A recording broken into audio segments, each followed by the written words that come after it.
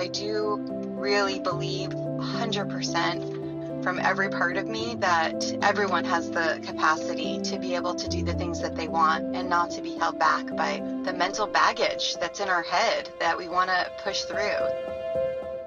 Welcome to the Do the Thing podcast. In each episode, we get down and personal with people who go after the things they want to make all their wildest dreams come true. Join us as we unveil and dissect a formula for what it takes to do the thing. Here is your host, Stacey Lauren. Hey everyone, welcome to the Do the Thing podcast. This is your host, Stacey Lauren. So I love my podcast so much because whenever I hear people want to work on something, or if I want to work on something myself, I have amazing experts to be able to talk to and bring on to be able to talk deeper about the things that are most important for people. And I brought on a Do the Thing favorite today, Kate Middleton, who has been on several times before. And she has this amazing ability to be able to help you be comfortable in your body through somatic therapy, but then also to be able to communicate on a deep and authentic level.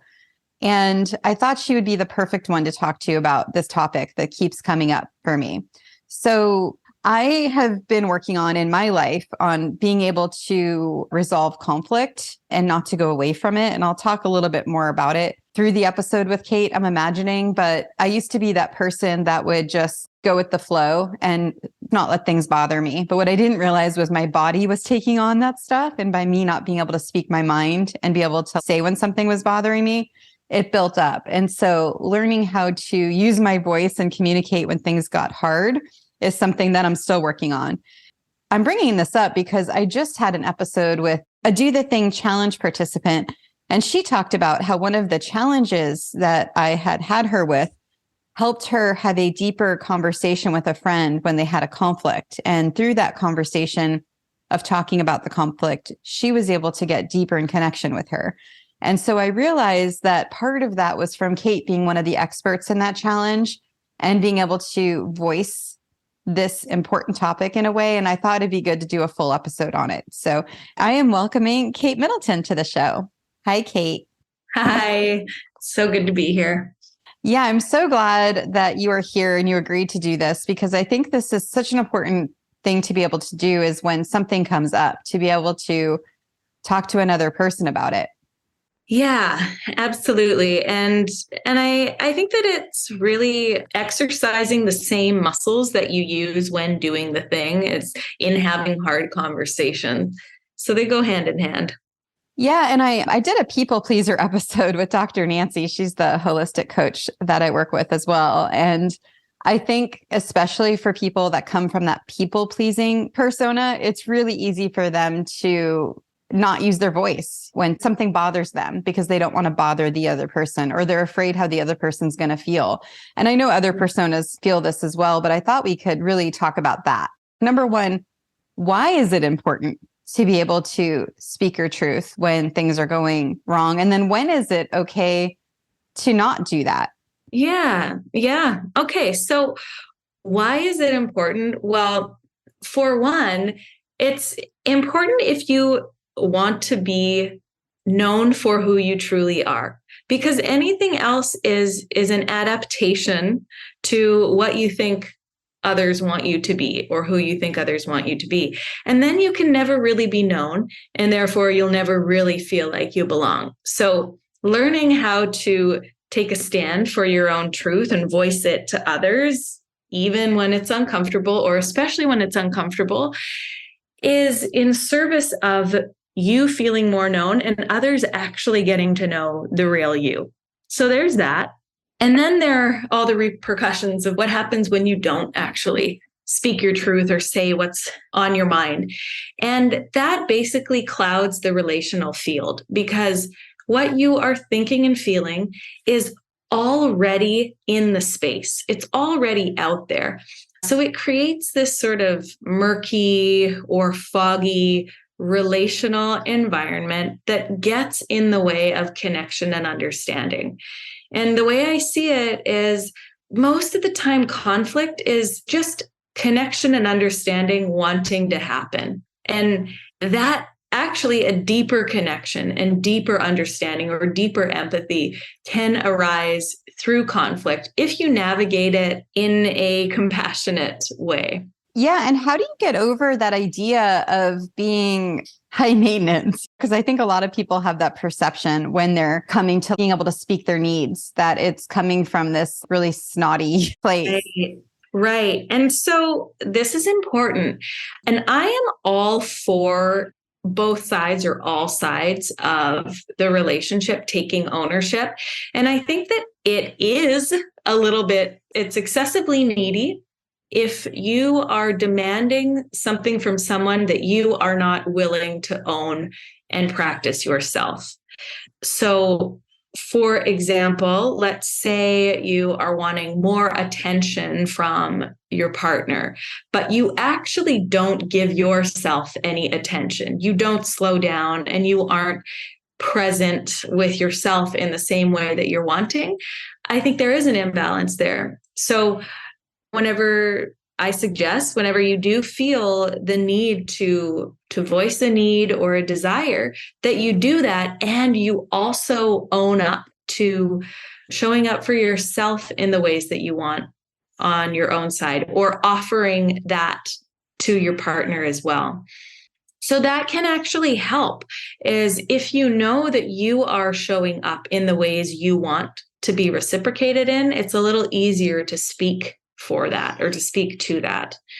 And then another thing I'll say is a lot of the time when we are avoiding confrontation or we are withholding a desire or a need, we're doing it not because we want to relieve the other person of the discomfort of confrontation, but because we're trying to relieve ourselves from the discomfort of what it might be like to sit and receive their response or their reaction, their disappointment, their frustration, their anger, their sadness, their whatever, to be able to be impacted by another's experience takes some willingness to get closer, essentially, and be more intimate with yourself and with the other.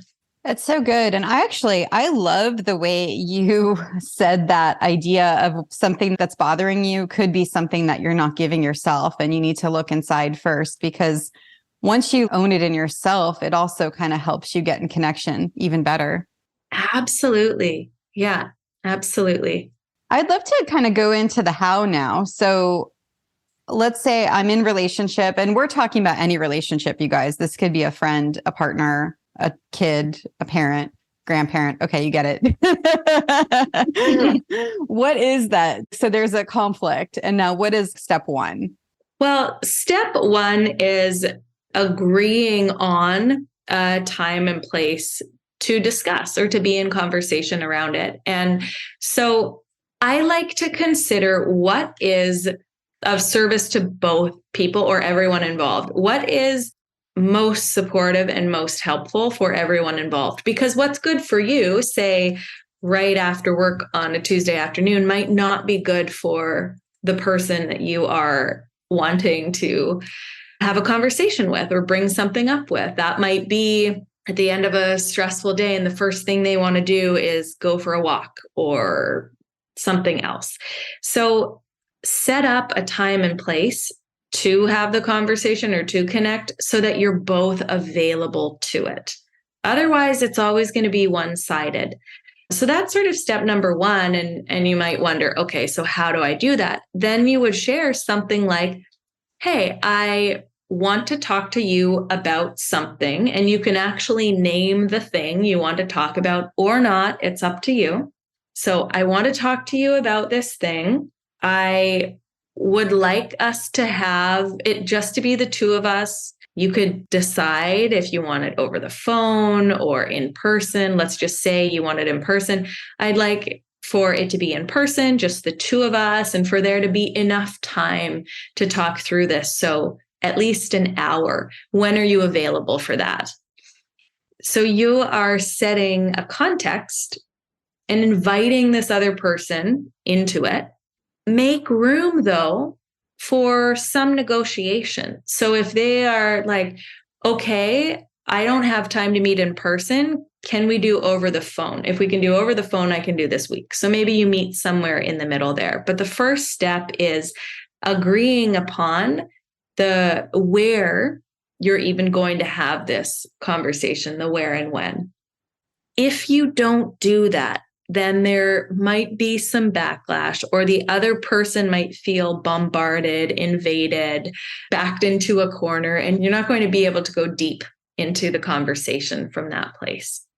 And so what if the other person now that isn't, so here's what I've noticed. So I've been really lucky where my boyfriend and I did authentic relating together. So we both have done these practices. So it makes it so easy when we're having anything to talk about that's hard, because we both kind of have this understanding of what it is. I know it's so much harder to do this with people that haven't done the work, which is why I wanted to do this episode. But I was just wondering, I'm just picturing the other person that doesn't know how this works. And they're like, what's wrong? What happened? Or whatever, all those things that come up. How do you stabilize that before it gets disrupted?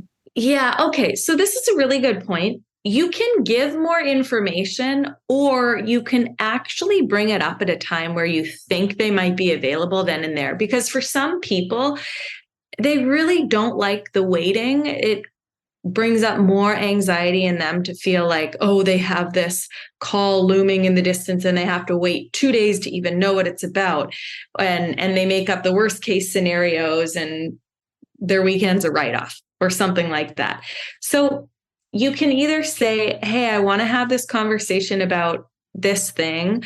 You could share a little bit more about your why, about why you want to have the conversation, because I feel like our communication has been off, or I'm sensing something in the way, or you can really phrase it however you want, but it will be helpful or disarming, a little disarming, if you share that it's because you want to feel more connected.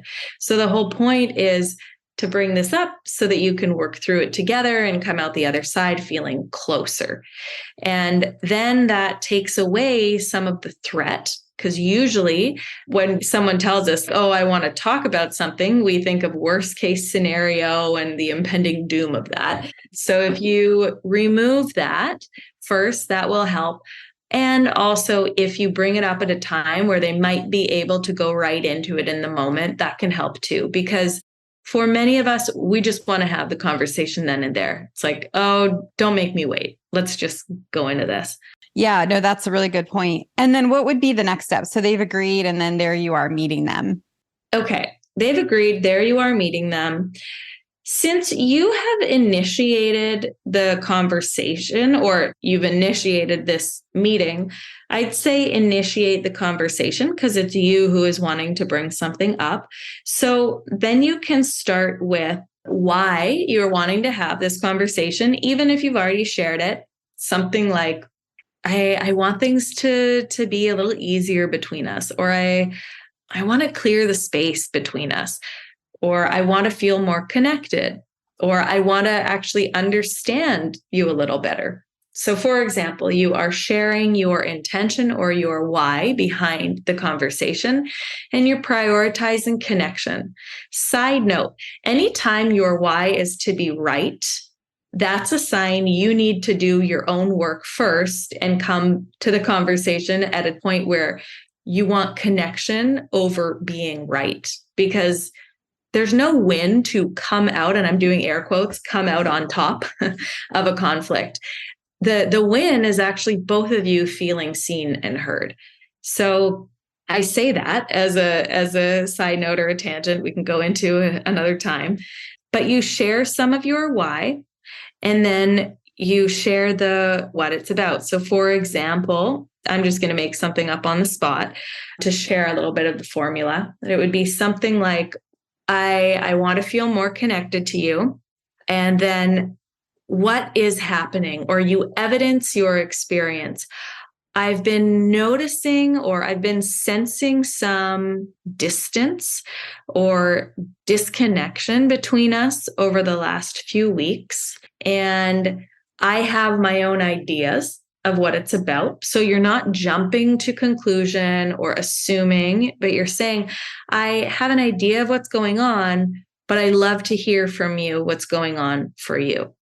For example, that's just one example of starting off a conversation like this. There are a ton of ways we can go into it, but you are starting off with why you want to bring it up, what you're noticing, and you can also share how it's impacting you. And when this happens, I feel sad, actually. I feel lonely. I feel frustrated. I feel pissed, however you're feeling.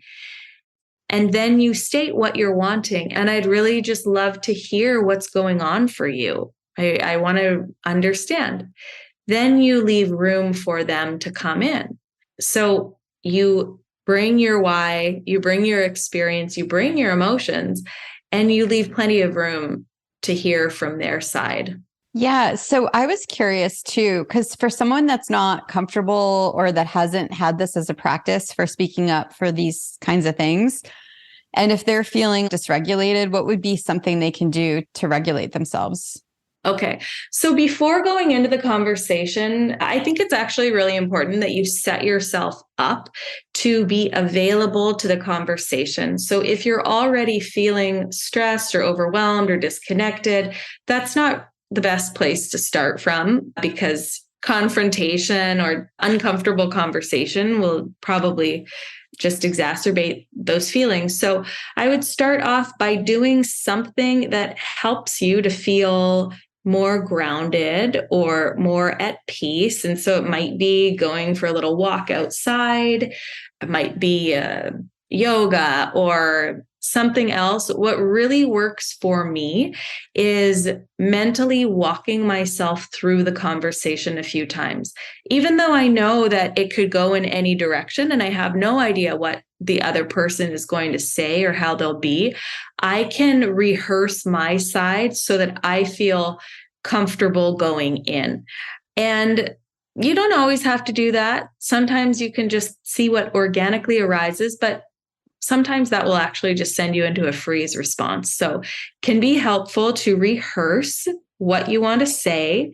And then I like to have a touchstone, an object that represents to me a feeling I want to anchor into for the conversation. So for example, I might put one of my big crystals that I found on a hike one time in my pocket or on my desk if I'm going into a conversation that's going to be hard.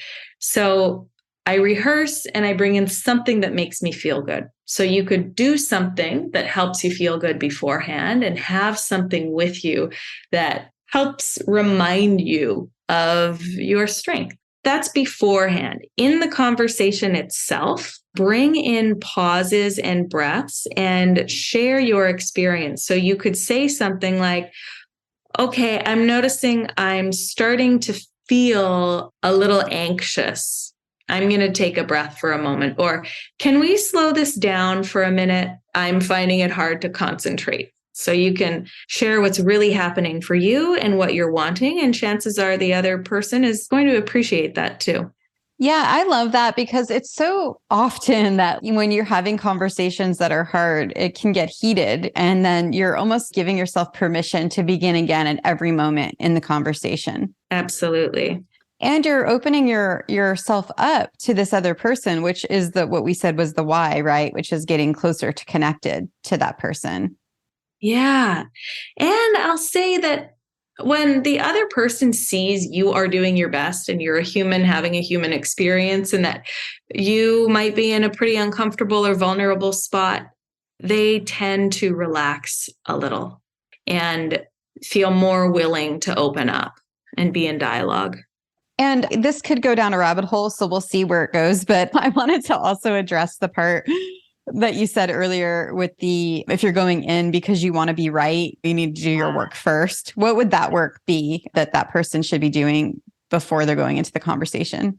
So the work that I'm talking about is owning your own part in it and recognizing that in any situation, we play a vital role. We are a participant in the exchange, and that we're doing something ourselves to create the situation.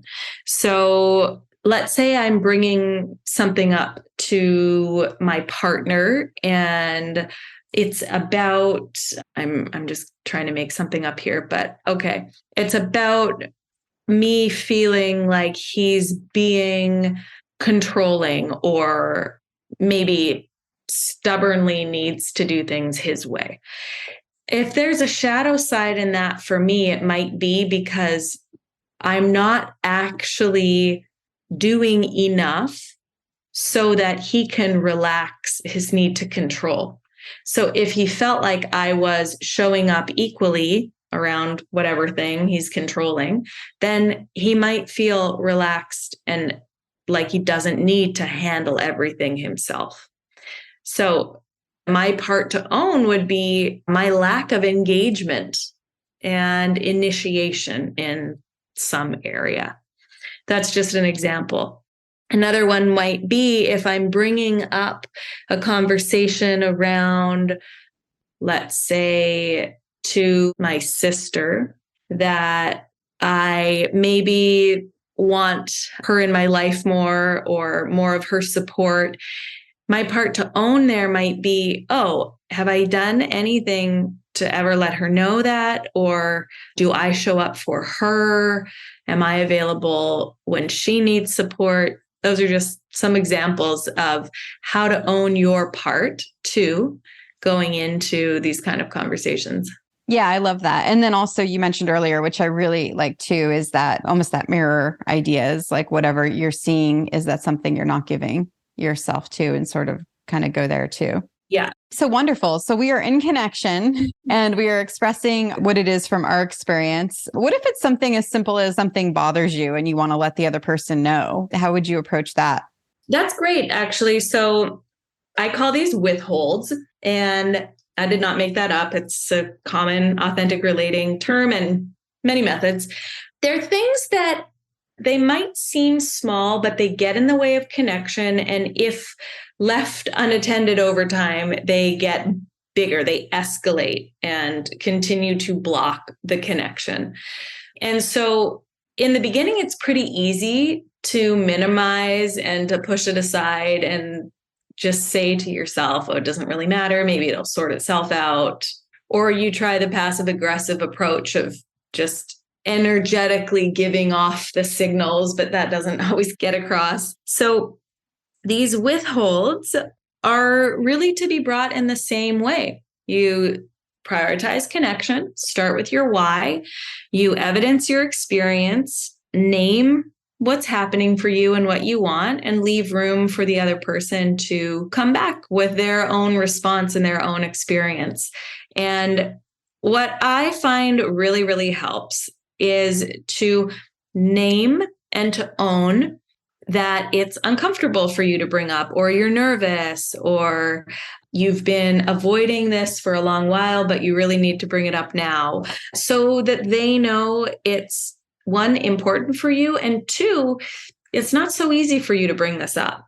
Yeah. And then that just makes them, again, seeing another human and a human experience, because you're taking the part that you own. Exactly. It rehumanizes you, and it's a leveler too. It brings you both back onto the same level rather than one person being made wrong. You go into the conversation as equals. Yeah, I really like that. Okay, so what's the next step? The next step then is to check in with them. How are they doing? How are they feeling? What's coming up for them? And this practice is all about listening. Give them tons of space to speak and to share. And you might be surprised with what they share. You might realize, oh, wow, there's a whole bunch of stuff they've been withholding too. And it might be a little hard to hear some of it, but that's all part of the conversation, is giving them room to share their experience too. And to not cut them off. It's so easy to jump into justification or blame, but what you really want to do here is lean back a little and listen. Open yourself up to listening. Check in. Is there anything more you want to share? How does that impact you? And then if you have more to say, are you open to hearing more from me?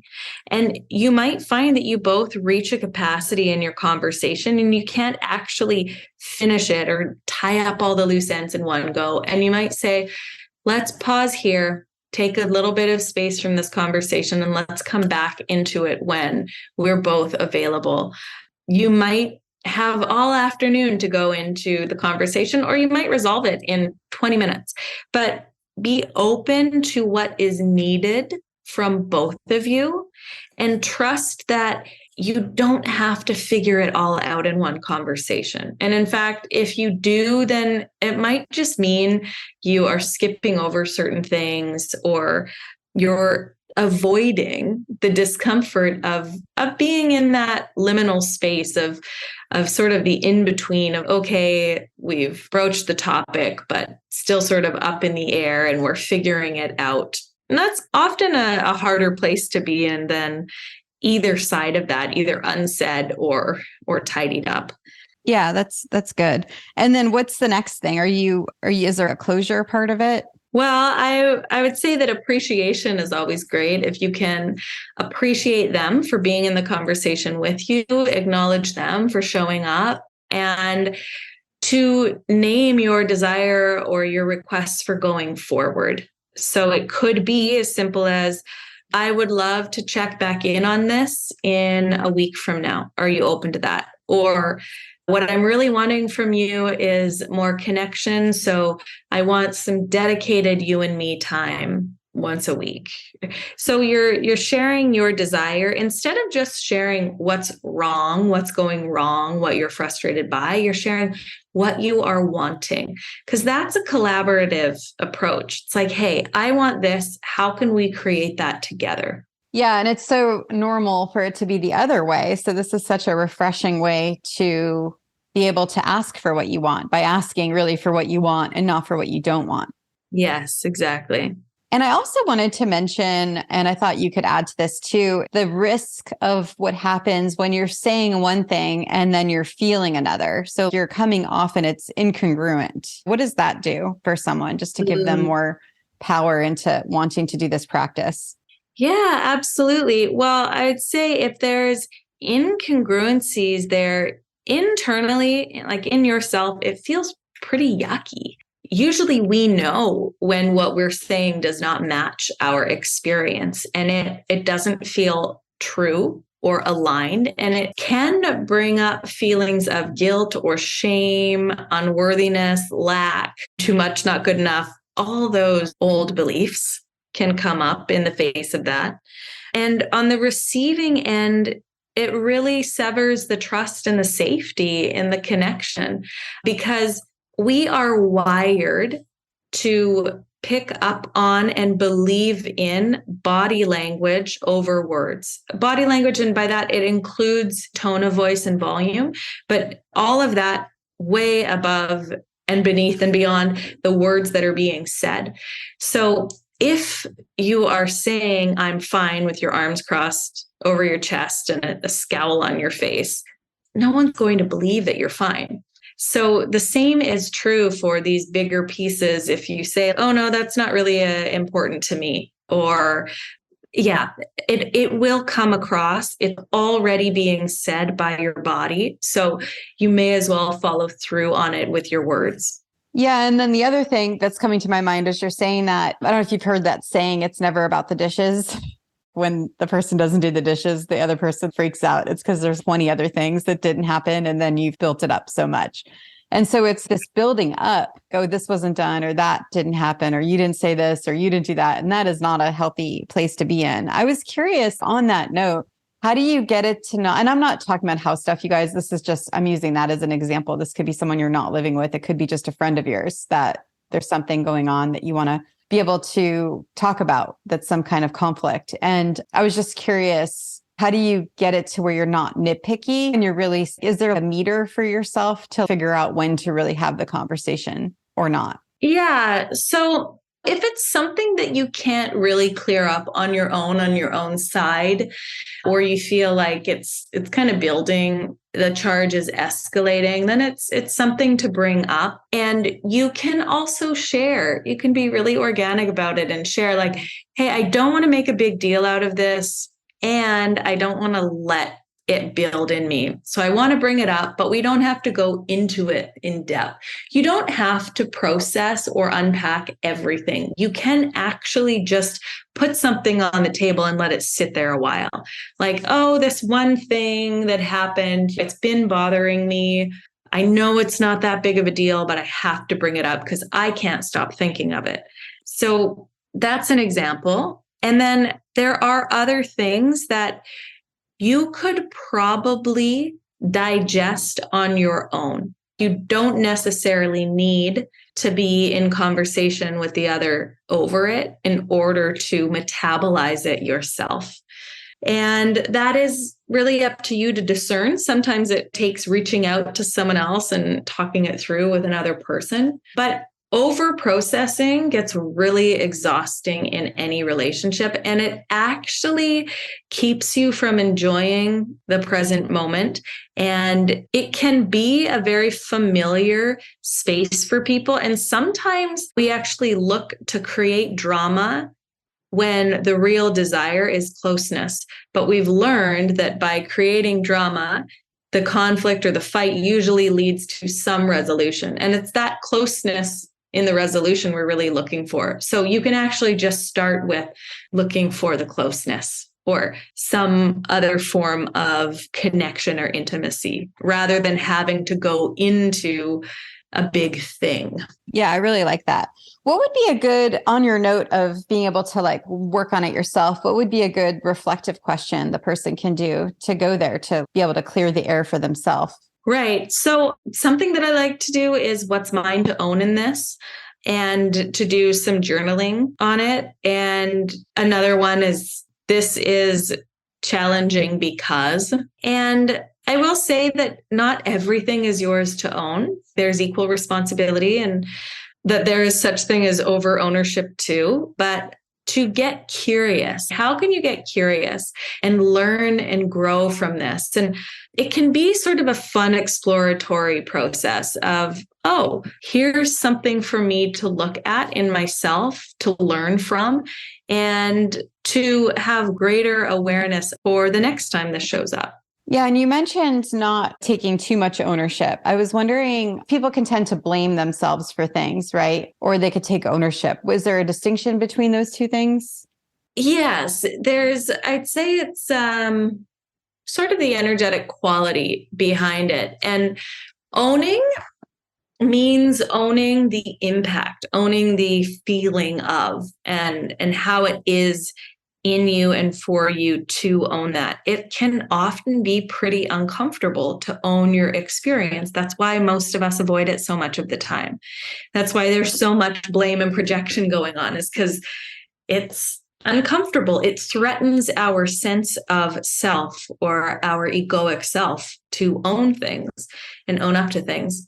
And then there is taking it a little too far, and it's owning someone else's experience, usually to try and relieve the discomfort of being in conflict, or if the conflict threatens our sense of connection and brings up abandonment wounds, we'll usually take too much ownership so as not to threaten the connection and to not have to feel the fear of abandonment. And when you say projection, can you share? I know a lot of people know what that means, but for those that don't, do you mind sharing what that is? Yeah. So it's basically seeing through the lens that you have developed from your past experience and projecting through that onto your current experience and future. So it's based on your past experience, but doesn't necessarily have to do with the present moment. So you can be in a very different relationship to reality than another, and you essentially see them as how things were for you. that might be a very confusing explanation. But an example would be, blame is an example of projection, blaming someone else for what we might be doing ourselves in another way or in the same way to someone else.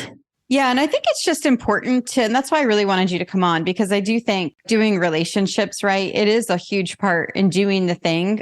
Both in getting close to another person, that's doing the thing, right, is having a close relationship, but also it helps you be able to do the thing that makes you feel alive, because you're having people in your life that are able to help you expand and grow, and you're not scared to talk to them about things, and then also to look inside when it might be coming from inside of you. Yeah, absolutely. And is there anything that I've left out or that I didn't ask you that seems relevant to this? I'll just say, and this kind of goes with the doing your own work, a lot of the time when we're bringing up conflict or something confrontational, we have a deep need to be seen and heard. And that needs to come from another, but it also needs to come from ourselves. So take some time to sit with yourself and be with your own experience. It's a lot easier just to bring it to the other person or consider it something that the other needs to explain or apologize for or do for you in some way. And sometimes literally just sitting with yourself in that experience is all you need to clear up a little bit of that internal conflict. So good. Well, I'm going to ask you, I think I just asked you that, but I'm going to ask you again to see if anything else comes up. What would be your number one piece of advice for people on doing the thing when it comes to relationships? Speak from your truth in your body. Speak from the place of your truth in your body. So if that's your heart, speak from your heart, but to listen from there as well, so that you actually get impacted by what the other person is saying. You actually have to feel it in your body for resolution to happen. So good. Well, I appreciate you coming on, Kate. This has been so great. And for the listeners, please share where they can learn more about you. I'm easiest to find on Instagram. I'm at Kate Middleton Yoga there, and katemiddletonyoga.com. You can reach out to me and let me know your thoughts on this episode or anything else you might want to share or ask me. Awesome. Thank you so much for doing this. You're so welcome. Thanks for putting this all together. Thanks for listening to the Do the Thing podcast. We hope you enjoyed the show, but even more, we hope you'll be inspired to do the thing. Do you have a burning question on doing the thing that you'd like answered? How about an inspiring do the thing story of your own that you'd like to share? We'd love to hear all about it. Just leave us a voice message at dothething.callcast.co or email us at hello@dothethingpodcast.com.